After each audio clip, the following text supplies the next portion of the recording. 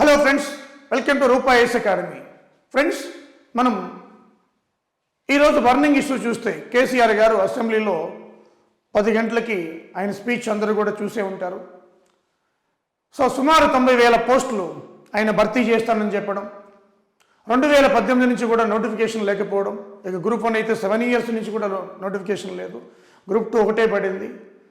అదేవిధంగా మనకి ఎంత బల్క్ రిక్రూట్మెంట్ రాబోతుంది ఆయన స్వయంగా అసెంబ్లీలో చెప్పడం జరిగింది.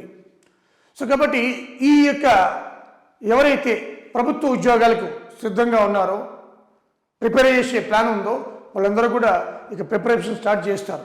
అయితే my appeal to all the students, మీరు ఒకవేళ కోచింగ్ సెంటర్కి వెళ్ళకపోతే గొడవే లేదు, కోచింగ్ సెంటర్ ఎంచుకుంటే జాగ్రత్తగా చూజ్ చేసుకుని ఎంచుకోండి.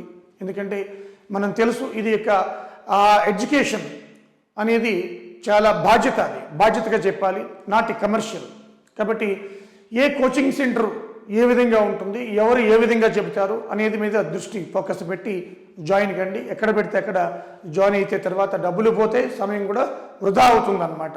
కాబట్టి ఇక ఈ రోజు నుంచి కూడా మాకు చాలామంది పిల్లలు కాల్ చేస్తున్నారు, సార్ ఇప్పుడు నోటిఫికేషన్ ఎప్పుడు వస్తుంది, ఎప్పుడు ఎగ్జామ్ ఉండొచ్చు అని. ఎగ్జామ్ అంత హర్రీబర్రీగా ఉండేది ఏమీ లేదు. ఇక అసెంబ్లీలో చెప్పారు ఆయన, దీనికి ఒక క్యాలెండర్ రూపంలో ఇవ్వచ్చు, లేదా వాళ్ళు ఏ పోస్టులు ప్రాధాన్యత పోస్టులు ఎప్పుడు ఫిల్ చేయాలనేది ఒక ప్రాసెస్లో వెళ్తాయి. 90,000 పోస్టులు కూడా ఎగ్జామ్ ఒకేసారి ఫిల్ చేసే అవకాశం కూడా ఉంటుంది. కాబట్టి మనకి ఒక గ్రాడ్యువల్గా ఫిల్ చేస్తూ వెళ్తారు. విత్ ఇన్ 1 ఇయర్లో కూడా మనకి నోటిఫికేషన్ క్యాలెండర్ కూడా ఇవ్వచ్చు, బల్క్ పోస్టులు కాబట్టి టైం మస్ట్ బి దేర్. అంత హర్రీబరీ ఏమి కూడా లేదు. ముఖ్యంగా గ్రూప్ 1 లాంటి పోస్టులకి అయితే ప్రిలిమ్స్ ఉంటుంది. గ్రూప్ 2 కూడా ఎక్కువ దరఖాస్తులు వస్తే లక్షల్లో ప్రిలిమ్స్ పెట్టే యోచనలో కూడా ఉండొచ్చు, మనకు తెలియదు. అవన్నీ కూడా మళ్ళీ వాళ్ళు నోటిఫికేషన్ ఇచ్చినప్పుడే చెప్తారు. అదేవిధంగా గ్రూప్ 1 ఫస్ట్ టైం మనకి 500 పైగా పోస్టులు ఉన్నాయి. మనకి ఒక తెలంగాణ ప్రభుత్వం ఏర్పడిన తర్వాత, తెలంగాణ రాష్ట్రం వచ్చిన తర్వాత ఫస్ట్ టైం గ్రూప్ 1 నోటిఫికేషన్. అదేవిధంగా మనకి ఏఈ ఏడబ్ల్యూజీ అన్ని డిపార్ట్మెంట్లో, ముఖ్యంగా సివిల్ ఇంజనీరింగ్ చేసిన వాళ్ళకి, అలాగే మెకానికల్ కూడా, ఎలక్ట్రికల్ కూడా, ఈ 3 బ్రాంచెస్ కూడా అవకాశం ఉంటుంది. అన్ని టెక్నికల్ 29 కార్పొరేషన్లో కూడా పోస్టులు తీస్తున్నారు. కాబట్టి మంచి అవకాశం ఇది. టెక్నికల్ వాళ్ళకి పిల్లలకి మంచి అవకాశం. మీకు ఎక్కువ పోస్టులు ఉంటాయి. ఇప్పుడు 1376 అని మనం టీవీలో చూస్తున్నాం, ఏది గ్రూప్ 2. కానీ ఈ యొక్క ఏఈ ఏడబ్ల్యూజీ అన్నీ కలుపుకుంటే, టౌన్ ప్లానింగ్ ఇవన్నీ కలుపుకుంటే మనకి అన్ని డిపార్ట్మెంట్, పంచాయతీరాజు, ఇరిగేషన్ ఇవన్నీ కలుపుకుంటే సుమారు మనకి 3,000 వరకు రావచ్చు అనమాట. కాబట్టి టెక్నికల్ మరి కాంపిటీషన్ కూడా తక్కువ ఉంటుంది. పేపర్ 1 అంతా కూడా జనరల్ స్టడీస్ ఉంటుంది. ఫ్రెండ్స్, ఈ యొక్క తరుణంలో మీ యొక్క decision is very important. Rupa IAS academy మీకు అందరికీ తెలుసు. Low price, high quality of education. Telugu medium, English medium both media కూడా ఉంది, bilingual and also pure Telugu medium కూడా. ఫ్రెండ్స్, ఇది ఆలోచించుకోండి. అదేవిధంగా Rupa IAS academy not only group 2 AE AWG HMWS but also group 4 కూడా మనం రెడీగా, సిలబస్ రెడీగా కూడా ఇప్పుడు ఉంది. అటు మెంటల్ ఎబిలిటీ కావచ్చు, ఇంగ్లీష్ కావచ్చు, అలాగే తెలంగాణ హైకోర్టులో కూడా కొన్ని పోస్టులు రీసెంట్గా నోటిఫికేషన్ వచ్చింది. ఇవన్నీ నేపథ్యంలో కూడా మనం అలర్ట్గా ఉండాలి. ఎక్కడ పెడితే అక్కడ జాయిన్ అయితే మనకి టైం వేస్ట్ అవుతుంది, అలాగే మనీ కూడా వృధా అవుతుంది అనమాట. ఇవి ఒక్కసారి ఆలోచించుకుని మీరు నిర్ణయం తీసుకోవాలి. అదేవిధంగా ఫ్రెండ్స్, మనం ఈ వీడియోలో తెలంగాణ రాష్ట్ర బడ్జెట్, ఈ తెలంగాణ రాష్ట్ర బడ్జెట్ చూస్తే మనకి ముఖ్యంగా హరీష్ రావు గారు 3వసారి మన తెలంగాణ రాష్ట్ర ఆర్థిక మంత్రి హరీష్ రావు గారు 3వసారి ప్రవేశపెట్టారు బడ్జెట్ని. అలాగే మండలిలో అయితే ప్రశాంత్ రెడ్డి గారు, ఈయన కూడా 3వసారి మండలిలో ప్రవేశపెట్టడం జరిగింది కూడా. మనకి ఈ బడ్జెట్ అంతా కూడా వెల్ఫేర్, సంక్షేమం మీదే నడుస్తుంది అన్నమాట. ముఖ్యంగా మనకి బడులు, మడులు, బడుగులు. బడులు అంటే ఎడ్యుకేషను, మడులు అంటే వ్యవసాయము, బడుగులు అంటే ఎస్సీ, ఎస్టీ, ఓబీసీ, మైనారిటీస్ అనమాట. ఈ బడ్జెట్ అంతా ఇలాగే కనిపిస్తుంది మనం అనాలిసిస్ చేస్తే. బడులు, మడులు, బడుగులు అనమాట. ఈ విధంగా బడ్జెట్ అంతా కూడా ఒక అద్భుతంగా ఈ యొక్క వెల్ఫేర్, సంక్షేమానికి, అంటే అభివృద్ధి వ్యయం అంటాం దీన్ని, డెవలప్మెంట్ ఎక్స్పెండిచర్ అంటారు ఇంగ్లీష్లో. అభివృద్ధి వ్యయంలో గోవా ఎక్కువ ఖర్చు పెడుతుంది. ఆ తర్వాత 2వ స్థానంలో తెలంగాణ ఉంది. అభివృద్ధి వ్యయంలో తెలంగాణ దేశంలోనే 2వ స్థానంలో ఉంది. గోవా అంటే అతి చిన్న రాష్ట్రం, తెలంగాణ మరి పెద్ద రాష్ట్రమే కదా. కాబట్టి పెద్ద రాష్ట్రాల్లో కనుక చూస్తే మీడియం స్టేట్స్లో తెలంగాణ నెంబర్ 1 అని చెప్పాలన్నమాట. సో ఓవరాల్గా చూస్తే గోవా అభివృద్ధి వ్యయం ఎక్స్పెండిచర్ డెవలప్మెంట్ ఎక్స్పెండిచర్లో నెంబర్ 1లో ఉందన్నమాట. మనం ఈ వీడియోలో మనం దేని గురించి నేర్చుకుంటున్నాం, ఈ యొక్క బడ్జెట్ గురించి. వచ్చే సంవత్సరం బడ్జెట్ వరకు కూడా మన కాంపిటేటివ్ ఎగ్జామ్లో దీని నుంచే క్వశ్చన్స్ వస్తాయన్నమాట. ఓకే, దాంట్లో చూస్తే టోటల్ బడ్జెట్ మనకి మొత్తం బడ్జెట్ 2,56,858.51 కోట్లు. సింపుల్గా చెప్పాలంటే 2.56 crores బడ్జెట్ అనమాట. 2.56 crores budget, lakhs budget, 2.56 lakh crores budget లేదా 2,56,858.51 crores ఏదైనా ఒకటి. అదేవిధంగా దీంట్లో బడ్జెట్లో మనకి రెవెన్యూ రిసిప్ట్స్ ఉంటాయి, రెవెన్యూ ఎక్స్పెండిచర్, రెవెన్యూ రాబడులు ఉంటాయి, రెవెన్యూ వ్యయం కూడా ఉంటుందన్నమాట. దీంట్లో రెవెన్యూ రాబడులు 1,93,029.40 కోట్లు రెవెన్యూ రాబడులు. అలాగే రెవెన్యూ ఎక్స్పెండిచర్, రెవెన్యూ వ్యయం అయితే 1,89,274.82 కోట్లు. అంటే రాబడి ఎక్కువ, వ్యయం తక్కువ ఉంది కాబట్టి సాధారణంగా మిగిలే కనబడుతుంది మనకి. ఈ సీట్ బడ్జెట్ ఇలా మనకి తయారు చేశారు. అంటే వ్యయం ఎక్కువ ఉండి ఆదాయం తక్కువ ఉంటే బడ్జెట్ మైనస్లోకి వెళ్ళిపోతుంది. అలాగే ఇక్కడ రాబడి ఎక్కువ చూపించారు, వ్యయం తక్కువ చూపించారు చూడండి. సో కాబట్టి మిగులు బడ్జెట్ అనేది ప్రవేశపెట్టడం జరిగింది, ఇది గుర్తుంచుకోవాలి. సో 1.93 lakh crores రాబడి ఉంటే 1.89 lakh crores వ్యయం ఉందన్నమాట. సో ఆ గ్యాప్ ఏదైతే సుమారు 4,000 కోట్లు ఉందో అదంతా కూడా మిగులు సర్ప్లస్ బడ్జెట్ అంటాం. సో ఇది మిగులు బడ్జెట్లో చూపించారనమాట. ఓకేనా. సో అదేవిధంగా మనం చూస్తే ఇక్కడ సర్ప్లస్ రెవెన్యూ మిగులు ఇది 3,754.58 కోట్లు. అక్కడ 4,000 కోట్లని సుమారు చెప్పాను నేను, ఇక్కడ 3,754.58 కోట్లు అనమాట. సో రెవెన్యూ మనకి మిగులు చూపించారు ఈ బడ్జెట్లో. ఓకేనా. అదేవిధంగా ఈ యొక్క ట్యాక్స్ రిసిప్ట్స్ ఈ బడ్జెట్లో రాబడిలో పన్ను రాబడి ఎక్కువ ఉంది, 1,00,000 కోట్లు దాటింది. చాలా ఇంపార్టెంట్ అది, 1,00,000 కోట్లు దాటేసింది. పన్ను రాబడిలే 1,00,000 కోట్లు దాచింది, 1,08,211.93 కోట్లు. దీంట్లో సేల్స్ ట్యాక్సే ఎక్కువ ఉంది, అమ్మకపు పన్ను మరియు వాణిజ్య పన్ను మనకి ఆల్మోస్ట్ 60,000 కోట్ల పైన ఉందన్నమాట. సో రాష్ట్రానికి పన్నుల ఆదాయం ఎక్కువ వస్తుంది, ఆ పన్నుల రాబడిలో ఎక్కువ సేల్ ట్యాక్స్ ఉంది, అంటే అమ్మక పన్ను వాణిజ్య పన్ను అంటాం. సో ఇది ఎక్కువగా మనకి కనిపిస్తుంది అనమాట. అలాగే నాన్ ట్యాక్స్ రిసిప్ట్స్ పన్నేతర రాబడి 25,421.63 కోట్లుగా చెప్పడం జరిగిందనమాట. ఓకే. సో అదేవిధంగా మనం చూస్తే షేర్ ఆఫ్ సెంట్రల్ ట్యాక్స్ కేంద్ర పన్నుల్లో వాటా, రాష్ట్ర వాటా.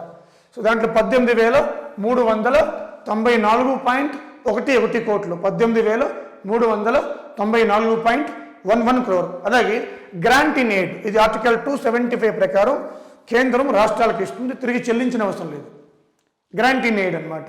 సో 41,001 రూపాయి 0.73 అంటే 41,000 అనుకోరాదు, 41,000 అనమాట గ్రాంట్ ఇన్ ఎయిడ్స్ రూపంలో వచ్చేది మనకి. ఓకే. అలాగే మార్కెట్ డెప్ట్, మార్కెట్ రుణాలు, మార్కెట్ నుంచి తీసుకునే రుణాలు అనమాట. మార్కెట్ నుంచి తీసుకునే రుణాలు 53,970 కోట్లు అనమాట. సో మార్కెట్ నుంచి రుణాలు వివిధ రూపాల్లో తీసుకుంటాము, 53,970 కోట్ల రూపాయలు. ఓకే. ఇది చూస్తే మనకి క్యాపిటల్ ఎక్స్పెండిచర్ మూలధన వ్యయం ఇది 29,728.44 కోట్లు క్యాపిటల్ ఎక్స్పెండిచర్ అట. మూలధన వ్యయం తెలంగాణ మూలధన వ్యయం క్యాపిటల్ ఎక్స్పెండిచర్ 29,728.44 కోట్లు. అలాగే ద్రవ్య లోటు ఫిస్కల్ డెఫిసిట్ సో 52,167.21 కోట్లు. అలాగే ప్రైమరీ డెఫిసిట్ ప్రాథమిక లోటు 33,255 కోట్లు అనమాట, 33,255 కోట్లు. సో ద్రవ్య లోటు ప్రాథమిక లోటు ఇవి ఎకానమీలో చాలా ఇంపార్టెంట్, ఇవి రెండు కూడా తెలంగాణ రాష్ట్రానికి సంబంధించి. ఓకేనా. సో ఇవి చూద్దాం ఒకసారి ఫిగర్స్ రూపంలో పేపర్లో ఇచ్చిన కటింగ్ని మీకు నేను ఎక్స్ప్లెయిన్ చేస్తున్నాను. చూడండి మొత్తం రాబడులు అంటే టోటల్ రిసిప్ట్స్ అనమాట, ఇది టోటల్ ఎక్స్పెండిచర్. దీంట్లో అన్నీ ఉంటాయన్నమాట. రాబడిలో రెవెన్యూ ఉంటుంది, నాన్ రెవెన్యూ ఉంటుంది. సో ఇక్కడ రెవెన్యూ వసూళ్లు 1,93,029 కోట్లు రెవెన్యూ రిసిప్ట్స్ అంటాం. సో 1,93,029 కోట్లు రెవెన్యూ. దీంట్లో ట్యాక్స్ నాన్ ట్యాక్స్ అన్నీ ఉంటాయన్నమాట. సో ట్యాక్సే 1,00,000 కోట్ల పైన ఇప్పుడే చెప్పుకున్నాం, దాంట్లో సేల్స్ ట్యాక్స్ ఎక్కువ అని చెప్పుకున్నాం ఇప్పుడే. సో ఇక్కడ మొత్తం రాబడి అంటే టోటల్ రిసిప్ట్, టోటల్ ఆదాయం ఎంత వస్తుంది, టోటల్ ఖర్చు ఎంత, ఇది మొత్తం రాబడి చూస్తే మనకి 93,029 కోట్లు. అలాగే రుణాలు 59,672, అంటే రుణాల రూపంలో కూడా మనం తీసుకుంటాం, డెప్ట్ అంటారు రుణం. అలాగే ప్రజాపద్దు పబ్లిక్ అకౌంట్స్ నుంచి మనం తీసుకుంటున్నాం 4,200 కోట్లు. అలాగే రుణ వసూళ్ళు, అంటే మనం ఎవరికైనా అప్పించినప్పుడు దానికి వసూలు చేసే రుణం వచ్చేవన్నమాట, రుణ వసూళ్ళు 60. సో 60 కోట్లు, ఇవన్నీ కోట్లలో ఉన్నాయి. సో మొత్తం అంతా కూడా మనకి మొత్తం రాబడి ఇది సూచిస్తుంది. మొత్తం ఖర్చుల్లో రెవెన్యూ ఖర్చు 1.89, మీకు ఇంతకుముందు కూడా చెప్పాను. 1.89 ఖర్చు, 1.93 రాబడి అనమాట. రెవెన్యూ రాబడి, రెవెన్యూ ఖర్చు ఇక్కడే ఉంది చూడండి ఇక్కడ. తర్వాత మిగతా చూసుకుంటే పెట్టుబడి వ్యయం, దీన్ని క్యాపిటల్ ఎక్స్పెండిచర్, పెట్టుబడి వ్యయం 29,728 కోట్లు. ఇంతకుముందు చెప్పిందే ఫిగర్ల రూపంలో చూపిస్తున్నాను. రుణ చెల్లింపులు, మరి వడ్డీ తెచ్చాం కదా, రుణాలు చెల్లించాలి కదా, అది ఎక్స్పెండిచర్ కింద వస్తుంది, ఖర్చుల కింద 11,701 కోటి అనమాట. అలాగే అప్పులు అడ్వాన్సులు 26,253 కోట్లు. సో మిగిలిన అంటే ఒక 3 మిగులుతుంది అంతే. సో ఇది మొత్తం రాబడి, మొత్తం ఖర్చు అనమాట. ఓకేనా. సో అదేవిధంగా మనకి రెవెన్యూ వసూలు, రెవెన్యూ వ్యయం. ఈ రెవెన్యూ వసూలు చూస్తే రెవెన్యూ సుంకాలు అంటే ట్యాక్స్, ఇప్పుడే చెప్పాను మీకు 1,08,211 అని. పన్నేతర రాబడి 66,423. అలాగే కేంద్ర పన్నుల్లో వాటా 18,394. ఇంతకుముందు చెప్పిందే ఫిగర్ల రూపంలో వేశాను. అలాగే అభివృద్ధి వ్యయం, ఇది చాలా ఇంపార్టెంట్. తెలంగాణ అభివృద్ధి వ్యయానికి ఖర్చు పెడుతున్న దాంట్లో 2వ ప్లేస్లో ఉంది గోవా తర్వాత. 1,45,912. ఇది చాలా ఇంపార్టెంట్. అభివృద్ధి వ్యయమట 1,45,912 కోట్లు. అంటే వచ్చిన ఆదాయంలో వ్యయం చేసేటప్పుడు మనకి ఎక్కువగా అభివృద్ధి మీద ఖర్చు పెడతాం. దేశంలోనే గోవా తర్వాత 2వ రాష్ట్రం తెలంగాణ అనమాట. 1,45,900. ఇది చాలా ఇంపార్టెంట్. ఇక్కడ చూస్తే మనకి రాష్ట్ర పన్నుల సుంకాలు అంటే ట్యాక్స్ ఎక్కువగా 1,00,000 కోట్లు దాటేసింది. అంటే వచ్చే ఆదాయంలో ట్యాక్స్ ఎక్కువ ఉంది, ఖర్చు పెట్టడంలో అభివృద్ధి పనులు ఎక్కువ ఉన్నాయి, అభివృద్ధి మీద ఎక్కువ ఖర్చు పెడుతున్నారనమాట. అది 2 కూడా మనం అనాలిసిస్ చేసుకోవాలి. ఇవన్నీ కామన్గానే ఉంటాయి, ఇవి పెద్దగా ఉపయోగం ఏం పడవు ఎగ్జామ్లో. రుణ సేవలకి 18,921, పాలన అంటే అడ్మినిస్ట్రేటివ్ సర్వీసెస్ అంటాం 10,741, ఇతర ఖర్చులు అదర్ ఎక్స్పెండిచర్స్ 12,355. అలాగే పన్ను వసూలుకి ఖర్చులు, ఈ ఇంత వచ్చిందంటే దాన్ని వసూలు చేయాలి కదా, పన్ను వసూలు చేయడానికి కూడా ఖర్చు పెట్టాలి. 1,344 కోట్లు, మిగిలిన 3,754 కోట్లు. 3,754 కోట్లు అనమాట రెవెన్యూ మిగులు ఇది. ఓకేనా. ఇక్కడ గుర్తుపెట్టుకోవాల్సింది ఏంటంటే తెలంగాణ ప్రభుత్వం రెవెన్యూ వ్యయంలో ఎక్కువ దేని మీద ఖర్చు పెడుతుంది, డెవలప్మెంట్ ఎక్స్పెండిచర్ మీద. తెలంగాణకి ఎక్కువ ఆదాయం దేని నుంచి వస్తుంది, ట్యాక్సెస్ మీద. ఈ 2 చాలా ఇంపార్టెంట్. మిగులు ఎంత, రెవెన్యూ మిగులు ఇది ఓవరాల్ కాదు, రెవెన్యూ మిగులు 3,754. ఓకేనా.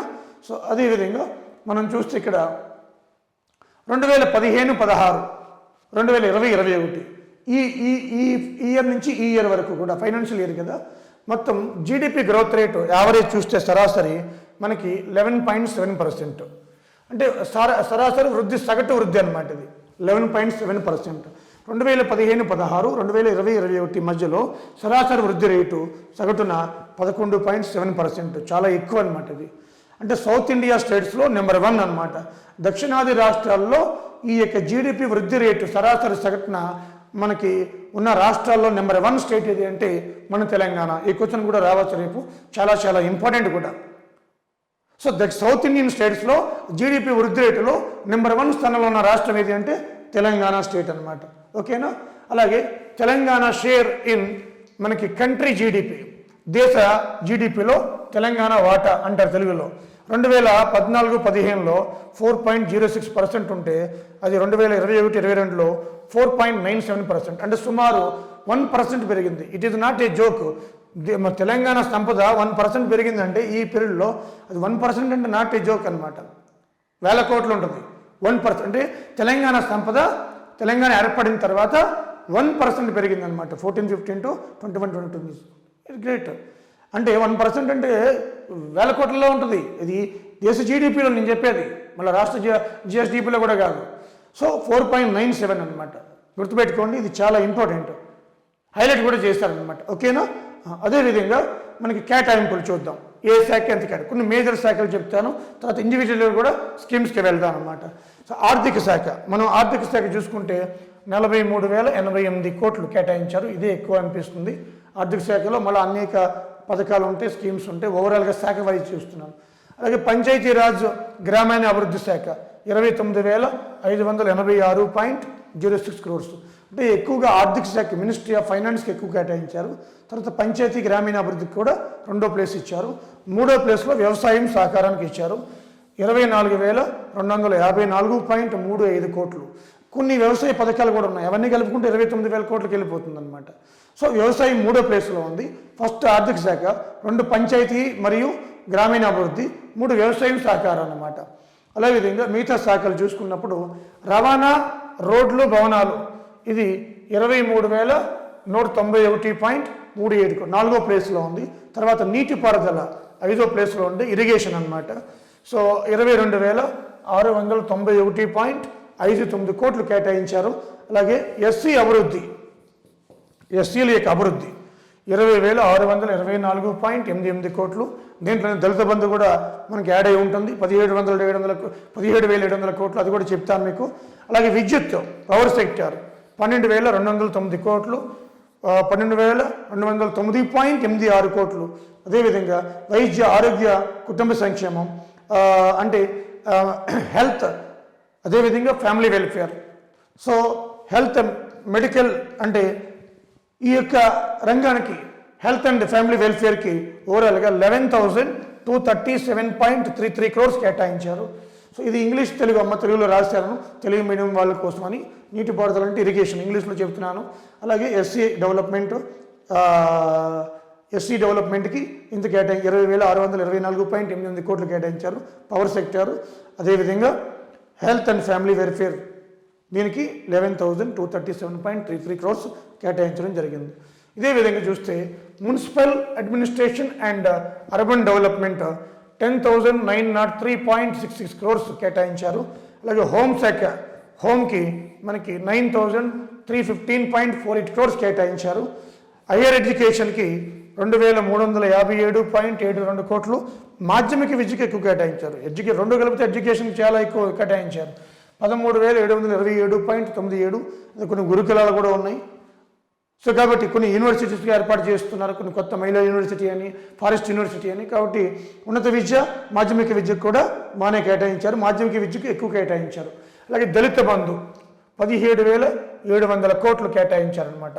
నియోజకవర్గానికి 1,500 మందిని సెలెక్ట్ చేస్తారు. నియోజకవర్గానికి ఒక కాన్స్టిట్యున్సీకి మనకి 1,500 మంది సెలెక్ట్ చేసి ఒక ఫ్యామిలీకి 10 లక్షలు ఇస్తారనమాట. ఒక ఫ్యామిలీకి అలాగా ఒక 1.77 lakh ఫ్యామిలీస్ లబ్ధి చేకూరుతుంది ఇది. అలాగే ఇది హుజూరాబాద్లో వాసాలమరిలో ఈ పైలట్ ప్రాజెక్ట్గా చేపట్టారు లాస్ట్ ఇయర్, మనందరికీ తెలుసు హుజూరాబాద్ ఎన్నికలప్పుడు కూడా.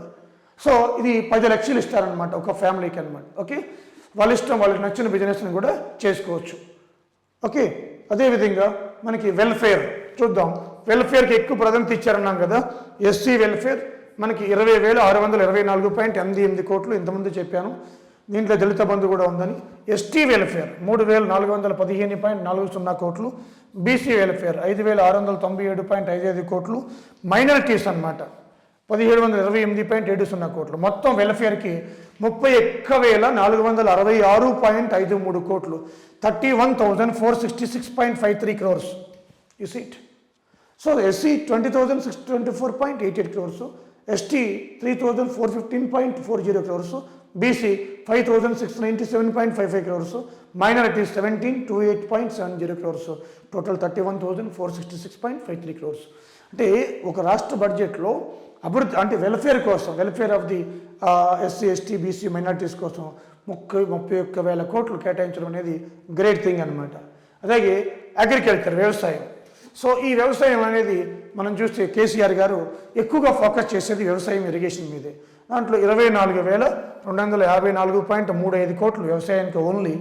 అదే కాకుండా దాని అనుబంధ రంగాలు పశు వస్తువర్ధక, మత్స్యశాఖ అంటే fisheries and cattle, live stock ఇవన్నీ కూడా చూసుకుంటే 2,768.68 కోట్లు. అలాగే పౌర సరఫరా శాఖ ఏమో 2,899.85 కోట్లు. మొత్తం ఓవరాల్గా 29,922.88 కోట్లు. అంటే ఓవరాల్గా వ్యవసాయానికి చూస్తే అన్ని దాని అనుబంధ రంగాలన్నీ కూడా 29,990 సుమారు 30,000 కోట్లు కేటాయించారంటే గ్రేట్ థింగ్. ఓన్లీ వ్యవసాయానికి 24,254.35 కోట్లు. This is a very very grateful budget అని చెప్పొచ్చు అనమాట, ఒక రాష్ట్రం ఇంత కేటాయిస్తుంది అంటే. ఓకే, అదేవిధంగా రైతు బంధు, ఇది మనందరూ తెలుసు. ఒక ఎకరాకి 10,000 రూపాయలు, అన్లిమిటెడ్ అనమాట, ఎన్ని వేల ఎకరాలు ఉన్నా కూడా ఇస్తున్నారు పైసలు. సో అదే సెంట్రల్ గవర్నమెంట్ అయితే 5 ఎకరాల లోపు ఉన్న వాళ్ళకి ఇస్తుంది. ఎకరాకి 10,000 ఇస్తున్నాడు కేసీఆర్ 2 పంటలకు. అదే సెంట్రల్ గవర్నమెంట్ అయితే 5 ఎకరాల లోపు ఉన్న వాళ్ళకి మొత్తానికి కలిపి 6,000. సో కాబట్టి 14,800 కోట్లు Rythu Bandhu. Waiver of crop loans, ఇది క్రాప్ లోన్స్ అనమాట. అంటే ఈ ఎవరైతే రైతులు రుణాలు తీసుకున్నారో పంట రుణాలు 75,000 వరకు, ఎన్ని 75,000 రూపాయల వరకు మనకి అవన్నీ కూడా రుణమాఫీ చేస్తారు. దానికోసం 2,939.20 కోట్లు కేటాయించడం జరిగింది. అలాగే రైతు బీమా, ఈ రైతు బీమా 1,466 కోట్లు, ఎందుకంటే ఎల్ఐసితో టైప్ అయింది. రైతు బీమా చనిపోతే రైతు 10 రోజుల్లోపే వచ్చి 5 లక్షల అకౌంట్లో పడుతున్నాయి, 5 lakhs అనమాట. అలాగే షీప్ డిస్ట్రిబ్యూషన్, గొర్రెల పంపిణీ 1000 కోట్లు. అలాగే ఆయిల్ పామ్ 1000 కోట్లు. ఈ ఆయిల్ పామ్ కోసం 2.5 లక్షల ఎకరాల్లో ఆయిల్ పామ్ సాగు అవ్వాలి. ఇప్పుడు 70,000 ఎకరాల్లోనే ఆయిల్ పామ్ సాగు అవుతుంది. ఈ సంవత్సరంలో మరో 20,000 ఎకరాలు పెంచాలన్నమాట. ఖమ్మం భద్రాద్రిలో తప్ప నార్త్ తెలంగాణ కానీ ఇటు సౌత్ తెలంగాణ కానీ లేదు. కాబట్టి 2.5 లక్షల ఎకరాలు టార్గెట్ అనమాట. టార్గెట్ ఎంత? 2.5 lakhs, 2.5 lakh ఎకరాల సాగు. కానీ ఇప్పుడు ఎంత ఉంది? 70,000 ఎకరాల ఉంది. ఈ 70,000 ఎకరాలని ఈ సంవత్సరం బడ్జెట్లో మరో 20,000 పెంచాలన్నమాట. 20,000 ఎకరాలు పెంచితే మనకి కాస్త ఆ యొక్క ఆయిల్ పంప్ దిగుమతి వచ్చి దీని సబ్సిడీ కూడా బాగానే ఇస్తున్నారు, కాస్త రైతుకి లాభదాయకంగా ఉంటుందన్నమాట. అదేవిధంగా మనం చూస్తే కాళేశ్వరం సర్క్యూట్ అంటే ఈ టూరిజం సర్క్యూట్గా చేస్తున్నారు. దీనికోసం షూటింగ్లు అవి చేసుకోవచ్చట చెప్పారు. రైతులు కూడా ఇస్తూ ఉన్నారు సినిమా షూటింగ్లు చేస్తే. దీనికోసం 750 కోట్లు కేటాయించారు. హరితహారంకి ఈ తెలంగాణ ప్రభుత్వం దేశంలోని 7%, తెలంగాణ రాష్ట్రం వచ్చిన తర్వాత హరితహారం ప్రాజెక్ట్ చేపట్టింది. 7% ఫారెస్ట్ ఏరియా పెరిగింది. ఇది కేంద్ర ప్రభుత్వం ఫారెస్ట్ డిపార్ట్మెంట్ చెప్పింది. కాబట్టి 932 crores కేటాయించారు. ఫారెస్ట్కి 1,410 కోట్లు కేటాయించడం జరిగిందనమాట. అలాగే డబుల్ బెడ్రూమ్ హౌసెస్, ఇది ప్రతిష్టాత్మకమైన ప్రోగ్రాం అనమాట. 12,000 కోట్లు కేటాయించారు. అయితే ఈ డబుల్ బెడ్రూమ్లో ఎవరైనా ఓన్ ల్యాండ్ నుండి ఇల్లు కట్టుకుంటానంటే 3 లక్షలు ఇస్తుంది. దీన్ని బెనిఫిషరీ ల్యాండ్ కన్స్ట్రక్షన్ అంటాం. ఇలా ఒక 4 లక్షల ఇల్లులు ఈ డబుల్ బెడ్రూమే కాకుండా టార్గెట్ ఎక్స్ట్రా ఇవ్వాలని యోచించారు. దీంట్లో నియోజకవర్గానికి ఇలాంటివి 3,000 ఐడెంటిఫై చేసి ఇస్తారనమాట. నియోజకవర్గానికి 1 కాన్స్టిట్యుయెన్సీకి 3,000, ఇలా 4 లక్షలు రాష్ట్ర వ్యాప్తంగా అదనంగా ఇస్తారు. డబుల్ బెడ్రూమ్ టార్గెటే కాకుండా అదనంగా నియోజకవర్గానికి 3,000, అలా 4 lakhs ఇస్తారనమాట. అది ఓన్ ల్యాండ్ ఉంటే కట్టుకుంటాను జాగాలో, ఓన్ జాగాలో అయితే మీకు 3 లక్షలు గవర్నమెంట్ ఇస్తుంది. అలాగే టీఎస్ఆర్టీసీకి, తెలంగాణ స్టేట్ రోడ్ ట్రాన్స్పోర్ట్ కార్పొరేషన్కి నష్టాల్లో ఉంది. ఇది దీనికి 1,500 కోట్లు ఇచ్చారనమాట. ఓకేనా? అదేవిధంగా విద్యుత్ 12,209 కోట్లు కేటాయించారు. దీంట్లో రాయితీల్లోనే భాగంగా 10,500 కోట్లు రైతులకి కేటాయించారు. అలాగే Yadadri ultra mega power project 4,000 మెగావాట్లు నల్గొండ జిల్లా, ఇది ఎక్కడ ఉంది అంటే నల్గొండ జిల్లాలో ఉంది. BHEL సహకారంతో నిర్మిస్తున్నారు. ఇది వచ్చే సంవత్సరం స్టార్ట్ అవుతుంది, ప్రారంభిస్తుంది అని చెప్పి విద్యుత్ ప్రొడక్షన్ చెప్పడం జరిగింది. అలాగే రాష్ట్ర తలసరి విద్యుత్ వినియోగంలో కూడా దేశంలోనే మన రాష్ట్రం నెంబర్ 1 ఉంది. ఆ గ్రోత్ రేట్లో వినియోగంలో కూడా, గ్రోత్ రేట్లో నెంబర్ 1, వినియోగంలో కూడా రాష్ట్ర తలసరి అంటే పర్ క్యాపిటల్ కన్సెప్షన్ అంటారు ఇంగ్లీష్లో, పర్ క్యాపిటల్ కన్స్ట్రక్షన్ అంటాం. ఓకే, అదేవిధంగా మనం చూస్తే మన ఊరు మనబడి, మన ఊరు, ఇది కూడా మన ఊరు మన బడి అనమాట. మన బడి, ఉన్న బడిని బాగు చేసుకోవాలా, కార్పొరేట్ స్కూల్కి స్వస్తి చెప్పాలా. దీనికోసం సర్కారు బడుల్లో, గవర్నమెంట్ స్కూల్స్లో 12 types ఆఫ్ మనకి వసతులు అంటే ఫెసిలిటీస్, 12 రకాల ఫెసిలిటీస్ కల్పిస్తుంది గవర్నమెంట్. 12 రకాల ఫెసిలిటీస్ అనమాట. దానికి 7,289 కోట్లు, 7,289 crores. Great thing. సో బడుల యొక్క దిశ మారిపోవాలా. సో 7,289 కోట్లు కేటాయిస్తుంది వండర్. అదేవిధంగా మనం చూస్తే నీరా ఉత్పత్తి, నీరా అంటే కళ్ళు, నీరా అంటే ఏంటి? కళ్ళు. గౌడ సంఘం అంటే కళ్ళు గీత కార్మికులు, వాళ్ళకి సపోర్ట్ చేయడం కోసం 100 కోట్లు కేటాయించింది. నీరా కేఫ్ కూడా పెడుతున్నారు నెక్లెస్ రోడ్లో, అది త్వరలో ప్రారంభం అవుతుంది. తెలంగాణ కళ్ళు నీరా, ఈ యొక్క నీరా యొక్క ఎన్ని ప్రయోజనాలు ఉన్నాయి, దానివల్ల ఆరోగ్యం ఎలా బాగుపడుతుంది, అదేవిధంగా దీన్ని బార్డర్స్లో పెట్టి మార్కెటింగ్ చేయాలి తెలంగాణ బ్రాండ్ పేరుతో అనమాట. దీనికోసం నీరా ప్రాసెసింగ్ సెంటర్ కూడా భువనగిరి నందనంలో స్టార్ట్ చేశారు ఆల్రెడీ. సో ఇవన్నీ కూడా నీరా కోసం 100 కోట్లు కేటాయించడం జరిగిందనమాట. నీరా అంటే కళ్ళు. అలాగే హ్యాండ్లూమ్ వేవర్స్, చేనేత కార్మికులు, రైతులు చనిపోతేనే 5 లక్షలు ఇస్తున్నారు బీమా. ఇప్పుడు చేనేత కార్మికులు కూడా దీంట్లో చేర్చారనమాట, చేనేత కార్మికులు కూడా. అలాగే KCR nutrition kit scheme. KCR kit అంటే ఏంటంటే పాప పుడితే మనకి గవర్నమెంట్ దవాఖానాల్లో మనకి డబ్బులు ఇచ్చి పంపిస్తుంది. కేసీఆర్ కిట్ అంటాం. డబ్బులు ఇచ్చినే కాకుండా ఆయన సబ్బు కానీ టవల్ కానీ అన్ని ఇచ్చి పంపిస్తారనమాట. అలాగే ఈ న్యూట్రిషన్ కిట్ స్కీమ్ అంటే ఏంటంటే కేసీఆర్ కిట్ తల్లులు కానీ పిల్లలు కానీ రక్తహీనత ఉందా లేదంటే మనకి ఏదైనా రోగాలు ఉన్నాయా ముందే టెస్ట్ చేయాలన్నమాట. ఇది పైలట్ ప్రాజెక్ట్గా స్టార్ట్ అయిపోయింది ఆల్రెడీ. అధిక రక్తహీనత ఎక్కువ ఉన్నది జిల్లాల్లో మన తెలంగాణలో భద్రాద్రి 68.7, రెండోది కొమరంభీం ఆసిఫాబాద్ 67.30 తేలిందనమాట. అందుకనే ముందు ప్రొఫెసర్ జయశంకర్ భూపాలపల్లి, వరంగల్, ములుగు ఈ జిల్లాలో స్టార్ట్ అయిందనమాట. ఓకే, ఆ రెండు ఎక్కువగా రక్తహీనత ఎక్కువ ఉన్న జిల్లాలు కాబట్టి రాస్తాను, ఎగ్జామ్ పాయింట్ ఆఫ్ వ్యూలో ఉపయోగపడుతుంది. అలాగే కొత్త స్కీమ్ స్టార్ట్ చేశారు, హైజెనిక్ కిడ్స్. అంటే అమ్మాయిలు 7th స్టార్ట్ అయినప్పుడు మెన్స్ట్రువల్ సైకిల్ స్టార్ట్ అవుతుంది జనరల్గా 1-2 years అట్లా. 7th నుంచి 12th మధ్యలో ఉన్న గర్ల్స్కి హైజెనిక్ శానిటరీ కిడ్స్ అనమాట. దీనికోసం 1976.59 crores కేటాయించారు. సో గుడ్ స్కీమ్ అనమాట. ఓకేనా, అంటే శానిటరీ ఆరోగ్యం పట్ల అవగాహన అనమాట. అలాగే ఉమెన్ ఫుడ్ ప్రాసెసింగ్ ఎవరైతే చేస్తారో ఫుడ్ ప్రాసెసింగ్ రంగంలో ఉమెన్ ఎంటర్ప్రెన్యూర్స్ వాళ్ళకి పావలా వడ్డీ అనమాట, పావలాకి రుణాలు ఇస్తుంది. అలాగే భవన నిర్మాణ కార్మికులు అంటే కన్స్ట్రక్షన్ లేబర్స్ అంట ఇంగ్లీష్లో, కన్స్ట్రక్షన్ లేబర్స్. వీళ్ళు ఎంతమంది తెలంగాణలో 5 lakhs ఉన్నారనమాట. తెలంగాణలో 5 lakhs. వీళ్ళకి సబ్సిడీ మీద బైక్స్ ఇస్తారు. ఫస్ట్ 1 lakh బైక్స్ ఇస్తారు, 1 lakh మెంబర్స్కి బైక్స్ సబ్సిడీ మీద ఇస్తారనమాట బైక్స్. భవన నిర్మాణ కార్మికులకు కూడా బైకులు ఇస్తున్నారు గవర్నమెంట్. ఓకేనా.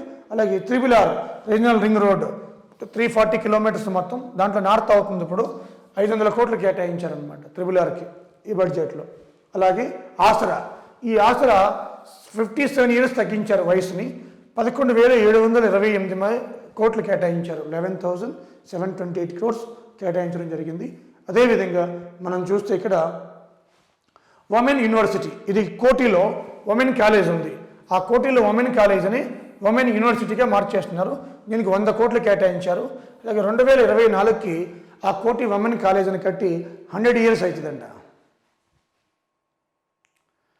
కాబట్టి కరెక్ట్గా ఆ సందర్భంగా దీన్ని ఉమెన్ యూనివర్సిటీగా మార్చేశారు. దీనికోసం మొత్తం అంతా రెడీగా చేయడానికి 100 కోట్లు కేటాయించారు. ఫారెస్ట్ యూనివర్సిటీ, దీనికి కూడా 100 కోట్లు కేటాయించారు.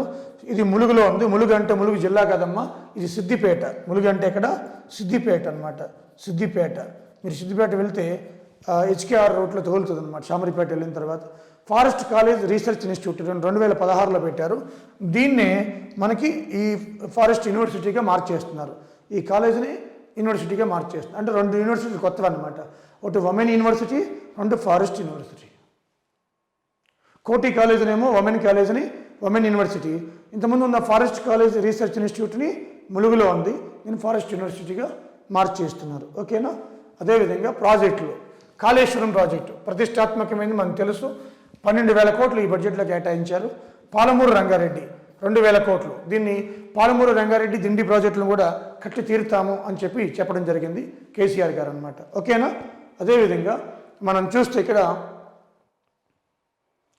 అభివృద్ధి వ్యయం అంటే ఇప్పుడే చెప్పాను మనం, డెవలప్మెంట్ ఎక్స్పెండిచర్. ఈ డెవలప్మెంట్ ఎక్స్పెండిచర్లో మనకి తెలంగాణ 2nd ర్యాంక్లో ఉంది, 1st ర్యాంక్లో గోవా ఉందన్నమాట.